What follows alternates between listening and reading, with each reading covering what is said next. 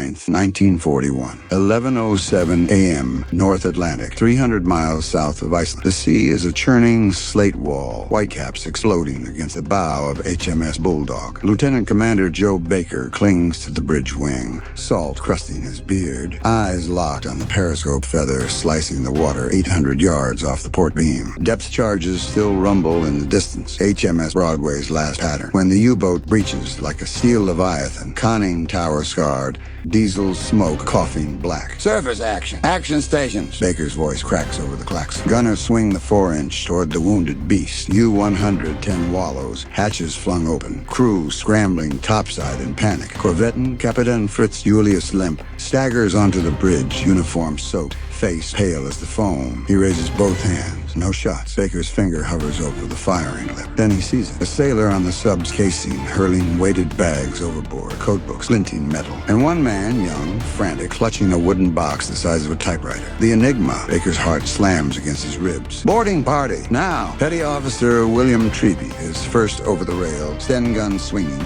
boots skidding on wet steel. You can almost taste the cordite and fear. German sailors freeze, hands high. Treby kicks open the control room hatch. Inside, chaos. Charts plastered to bulkheads, coffee cups rolling, the low hum of the Enigma rotor wheels still spinning. Seaman Alfred Baldwin, shoulders past, rips the machine from its mount. Rotors clack, warm to the touch. Codebook stuffed down his jacket. Lemp watches from the ladder, eyes burning. He knows. They all know. The sub lurches. Water gushes through ruptured plates. Abandon ship, Lemp shouts in German. But the British aren't leaving. Not yet. Treby hauls the last cipher sheet, shoves it into a canvas bag. The deck tilts. U-110 is dying, and with it, the Reich's greatest secret, unless they move faster than the sea. May 9th, 1941. 11:19 U-110's control room, listing 15 degrees. Water surges knee-deep, icy, black, carrying the stink of diesel and panic. Petty Officer Treby's boots slip on the grating as he heaves the Enigma toward the hatch. The machine is heavier than it looks, brass rotors glinting like teeth. Behind him, Baldwin stuffs the last codebook into his oilskin, pages already swelling with seawater. Move, move, move! Baker's voice crackles over the loud hailer from Bulldog's deck. A Jacob's ladder slaps against the sub's saddle deck. Treby climbs first, Enigma cradled like a child. The U-boat groans, metal screaming. A bulkhead ruptures aft. The sea roars in. Lemp is last topside, barefoot, shouting at his men to jump. None look back. They know the British have stolen their god. On Bulldog's quarterdeck, the boarding party collapses, gasping. The Enigma sits between them, dripping, ticking faintly as its battery dies. Baker kneels, runs a finger over the keyboard. Quartz letters that have murdered thousands. He looks up. The U-110's bow lifts, then plunges.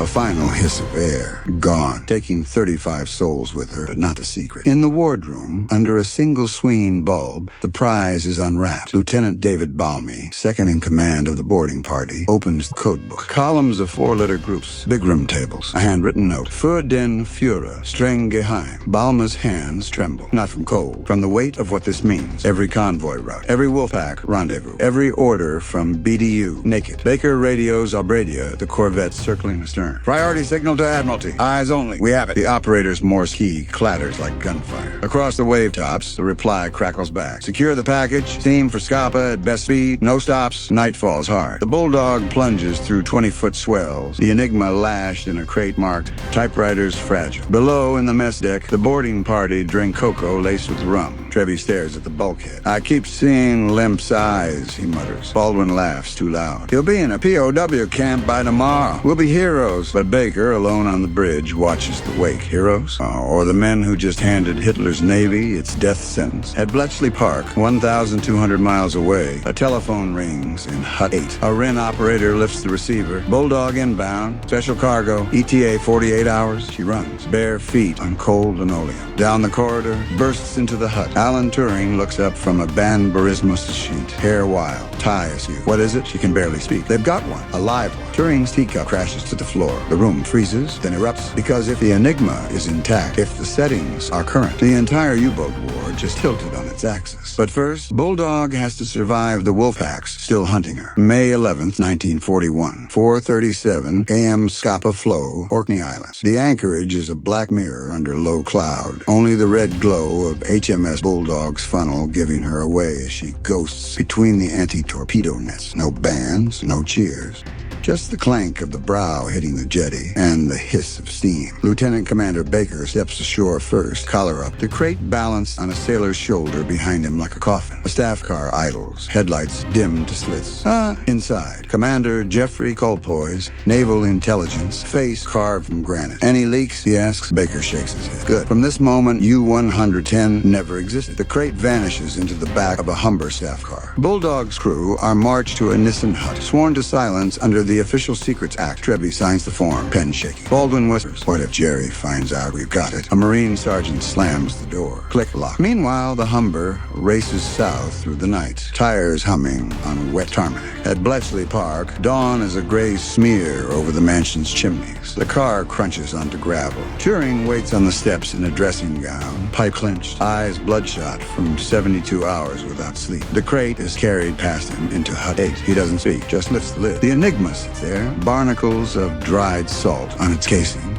Rotors frozen mid-turn. Turing's finger traces the plug board. 10 leaves. Current settings. He exhales a word no one hears. Christ. Inside, the hut becomes a hive. Wrens in cardigans ferry codebooks to the bomb bureau. John Herivel, lanky, brilliant, flips through the Kurssignale, short signal book for weather reports. These are today's, he says, voice cracking. Today's. Gordon Welchman, head of Hut 6, slams a fist on the table. We're in. We're actually in. But Turing stands apart, staring at the machine. You can almost see the cogs behind his eyes, because this isn't just a box. It's the Reich's nervous system, severed and delivered on a plate. By noon, the first crib is built. A weather ship's routine report. Vetter Kirsch Lucelle, 11:45. The bomb, Eleanor, clacks into life. Copper drums spinning like roulette wheels. Click, click, click. Stop. A setting. Then another. Within 6 hours, the day's naval key is broken. A decrypted signal spills from the Type X. Rendezvous Wolfpack West, the 12th of May. 0600 grid. AJ 3991. Convoy HX 126. Turing reads it aloud. The room goes still. HX 126. 41 ships. Halfway across the Atlantic. Unescorted. Commander Patrick Beasley, Admiralty Plot Room, takes the call at 19 o'clock. His pencil freezes over the chart. Redirect the convoy south, he orders. Immediate. Escorts peel off, engines screaming. In the void, U-boats surface. Hydrophones empty. Lemp now in a Canadian POW camp. We'll never know his capture, just saved 41 crews. But the secret is a live wire. Every hour it stays intact is borrowed time. Turing gathers the hut at midnight. We assume the Germans suspect nothing. But if they change the machine, he doesn't finish. They all know. Big room tables, rotor wiring, indicator systems. Any tweak and the window slams shut. So they work in shifts. 4 hours on, 4 off, fueled by benzodrine and tea. Decryptions stack like bricks. Wolfpack positions. Fuel states. Even donuts is bedtime. May 12th, 3:12 a.m. A new signal. U-110 failed to report. Assume loss with all hands. Turing smiles for the first time in days. The Germans think their secret drowned. They have no idea it's already rewriting the war.